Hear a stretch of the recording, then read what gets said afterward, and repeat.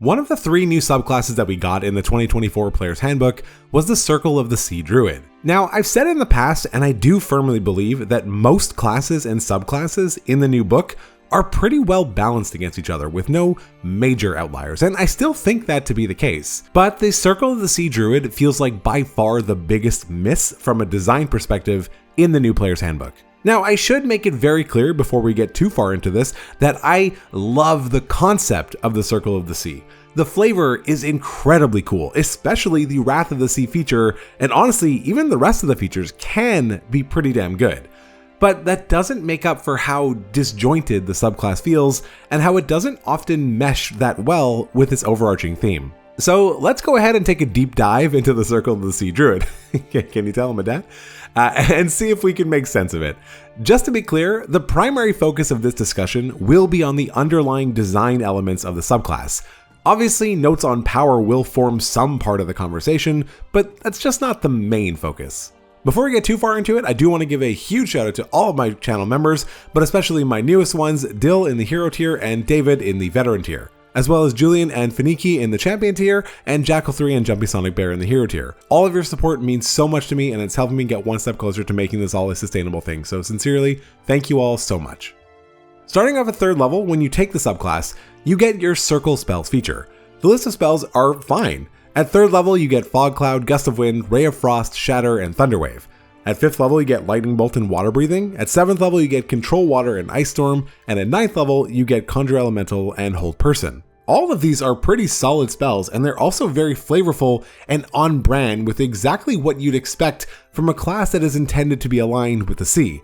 Except maybe Hold Person? I'm not entirely sure how that one fits, but it's an amazing spell anyway, so I'm not all that upset about it, I guess. But it is starting to lay the groundwork for a trend. It is worth noting that 7 of the 11 spells from this feature are already on the Druid spell list, so that does diminish the value to at least some degree. Yes, I know that the Circle spells feature makes it so that they are always prepared, which is a very big deal, but it is still just worth pointing out. Some spell lists across Druid and other subclasses are more generous in this regard, but there's also some that exclusively give spells that the class already knows, so take it or leave it. Some other spells that could have been nice to see on this list would have been Ice Knife, Wind Wall, Call Lightning, or even Destructive Wave. Now, I know that since the 2024 rules, the team has been very hesitant to give away class-specific spells to ensure that those certain classes still get to have that unique spell for themselves. So if Destructive Wave was added to the Sea Druid, it would have taken that uniqueness away from the Paladin, so I'm not surprised that they didn't do that here. We also see this design choice as well with Bard's Magical Secrets, which now limits spell choice to the Cleric, Druid, and Wizard lists. One last thing to point out with this feature, and something that you may have caught, is the presence of Water Breathing. Now yes, Water Breathing, the spell, can be used to grant the ability to up to 10 creatures, but I think it's important to mention here that at no point during a Sea Druid's progression do they gain the ability to breathe underwater on their own. It's just not a thing, which is crazy. It's the Sea Druid. And I know someone's going to be like, well, it isn't the Fish Druid. Come on. In 2014, both the Path of the Beast and the Path of the Totem Warrior Barbarians were able to breathe underwater, and they got it at 6th level. And then there was the Fathomless Warlock, which got the ability to both breathe underwater and got a swim speed of 40 feet at 1st level. And I want to be clear here, I'm not saying that Sea Druids should be able to enable other creatures to breathe underwater straight away, just themselves. The fact that they can't just feels like such an obvious design miss. And I know what you're probably thinking, it's really not that big of a deal. And you're right, it isn't. Water breathing for one character is unlikely to be the thing that's breaking a campaign on the spot, and that's also kind of the point here. Yeah, just like anything else, it can be extremely clutch in the right situations, but come on, let's let the fishy boy get their moment. And of course, the Sea Druid is in fact a Druid. They've got access to Wild Shape, so they can just transform into a creature that can breathe underwater. This is true, but so can every other Druid, so it's nothing special or unique to the subclass. What's funny here is that the design team obviously knew something was up, since the playtest version of the subclass allowed at 6th level, when you wild shape into a creature that doesn't have a swim speed, to just inherit yours. Now yeah, obviously that's not underwater breathing, but it clearly shows a willingness to expand the capability of wild shape to enable the more thematic and fun design elements of a subclass. I just spent 375 words talking about water breathing. Let's move on. Also at 3rd level, our fishy friend here gets a feature called Wrath of the Sea. I'm going to be upfront here. I love features like this. Ones that essentially transform your character into something else for a brief period, granting you powerful abilities for that time. It makes me think of playing an Archon Wizard in Diablo 3, which was always so fun for me. So shout out to anyone who played Diablo 3, I guess. Anyway, Wrath of the Sea. The feature lets you consume a use of your wild shape as a bonus action to then manifest this 5-foot emanation that lasts for 10 minutes. On the same turn that you activate it, and then on each subsequent turn by using your bonus action, you get to select another creature that you can see within the emanation and subject them to a Constitution saving throw. On a failed save, they take cold damage equal to a number of d6s equal to your Wisdom modifier, so likely somewhere between 3 and 5 d6 cold damage, and be pushed up to 15 feet away from you. On a failed save, nothing happens. Not half damage, nothing. Let's take a second to contextualize this. In 2014, we had the Tempest Domain Cleric. At 1st level, it got the Wrath of the Storm feature, shockingly similar to Wrath of the Sea. Anyway, it also had a similar effect. It allowed when a creature within 5 feet of you would hit you, to burn your reaction to force the attacking creature to make a dexterity saving throw. On a failed save, they would take 2d8 lightning or thunder damage, and on a successful save, they would take half as much. You could also use the feature an amount of times equal to your Wisdom modifier. Now obviously, this feature is different. It has a different trigger, it deals a different amount of damage and damage type, but they're still very comparable. But the Tempest Cleric's Wrath of the Storm feature is just so much better. Not just because it's more powerful on average, but because it's also just so much better designed. Let's go back to talking about the Sea Druid to explain why. I want to be clear again that conceptually at least, the feature is fine.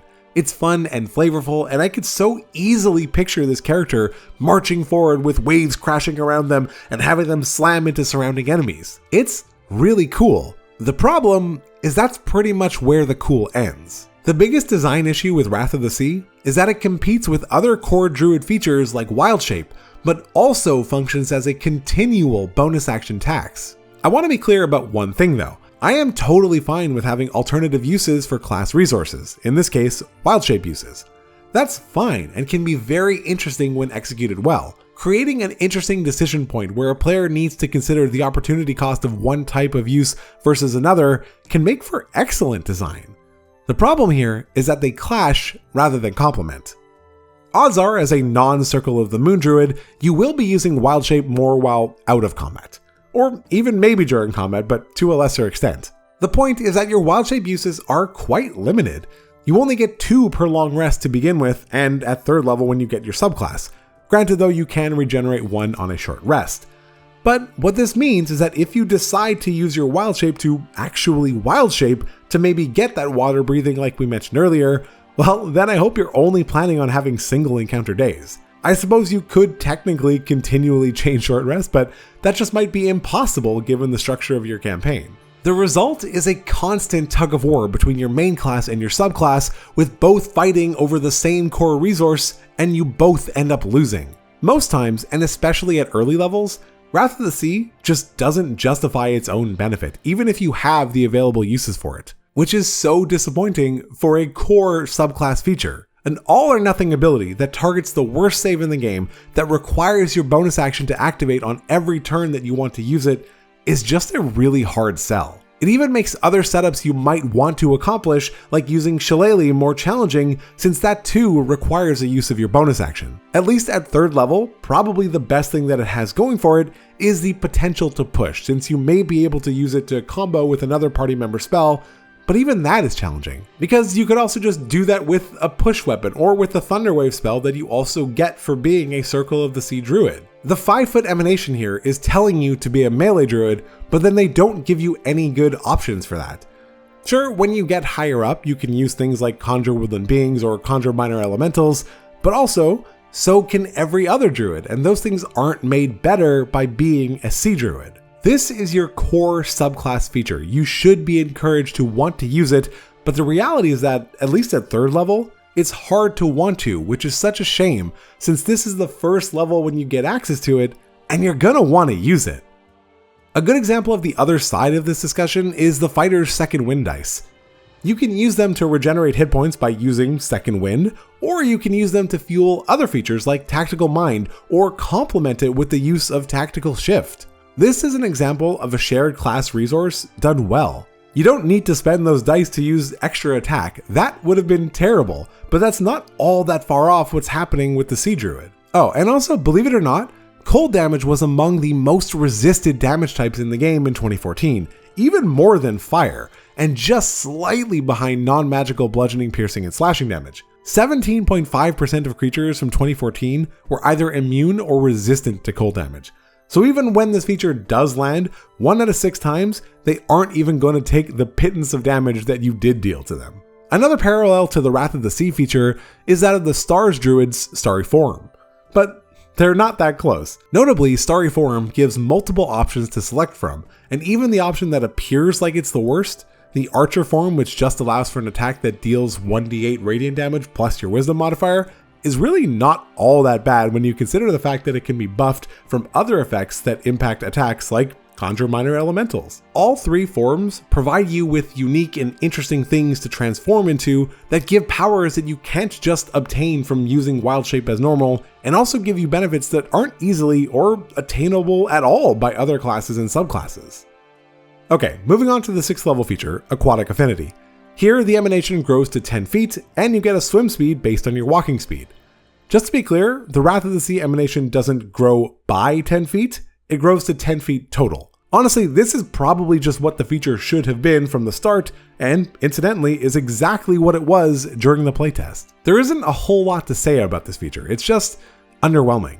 It's not like either of these things are bad, it's just that they're so late, so it's more like, what are they doing here? At this same point in their progression, a wizard has access to 3 3rd level spell slots, the same amount of wild shape uses that our druid here has, and the wizard can also regenerate another one through arcane recovery. Paladins have Aura of Protection, Warrior of Shadow monks are teleporting all around and generating advantage on their own attacks for themselves. And oh yeah, even just the base ranger gets a swim speed equal to their speed at 6th level. And not just that, roving also boosts their speed by 10 feet. So not only is this not something unique to Sea Druids, even the base ranger gets a better version of it. 5th level warlocks can also choose the Gift of the Depths invocation, which not only gives them a swim speed equal to their speed, but also gives them water breathing. Path of the Wildheart barbarians can also opt for a swim speed equal to their speed. Make it make sense. At 10th level, Sea Druids get a new feature, and this time it's actually a good one. Stormborn provides a fly speed equal to your speed, and provides a massive 3 resistances to cold, lightning, and thunder damage. Both of these though only function while your Wrath of the Sea feature is active. Finally, it may have taken 10 levels, but at least we have a good reason to want to transform. The thing is though, that it's still confusing. This feature has less to do with the sea and more to do with clouds and storms. It feels like it would have been better suited to the old Tempest Oh, wait, they also had a feature called Stormborn, and it also gives you a fly speed, but it's always active. That's actually pretty damn funny. I think this might be the only time where there are 2 features with the same name that do different things. Obviously, Tempest Clerics only got theirs at 17th level, and they don't get the resistances, so better in some ways, worse in others. Either way, it's an amusing tidbit. It's like they copied their own homework. It's giving, we have Tempest Cleric at home energy. So it's at this point that Wrath of the Sea finally feels worth it. At 10th level, a point at which nearly 40% of people say that they have either never played or just barely hit, so likely still never played at least according to my poll, which admittedly is a smaller sample size. With Stormborn, you finally just have a solid buff around you, granting different speeds, resistances, and the most underwhelming attack. There is a distinct irony to the fact that the attack with Wrath of the Sea will probably never even be used at this point, unless the druid truly has nothing else to do with their bonus action. Then, sure, I guess it's worth a shot. It's just crazy that it took so long to get to a point where it feels worth it to use a feature, and the original purpose for it has now largely become irrelevant. Lastly, at 14th level, we get Oceanic Gift, which essentially just lets us impart our Wrath of the Sea feature onto an ally within 60 feet of us. It does cost a use of our wild shape to do that though. However, we can still do it onto ourselves if we use 2 wild shape uses to do so. So this is kind of an expensive thing to do, but does allow you to confer some powerful buffs onto a party member. It does also potentially allow for a funny sort of ping pong game to occur if you somehow manage to both successfully push the creature into each other's emanation each round. This feature is good, even if all they're using it for is the resistances. It can also just feel so strong to be able to give out these kinds of perks to an ally. At the end of the day, the Circle of the Sea Druid just leaves me feeling confused. I don't understand the vision here. It feels so half-baked. I want to love it, but I can't. I wish that it was just underpowered. That's a much easier problem to solve. But this goes beyond that. There's no cohesive design holding it together. It's fighting with its main class ability and finally gets useful when the game is ending for most players. That's not to say that late game characters don't deserve good things, they do, but they can still benefit from those good things even if they were obtained earlier. Let me know what you think of the Circle of the Sea Druid in the comments, take a look at some of my other D&D videos, but otherwise, take care.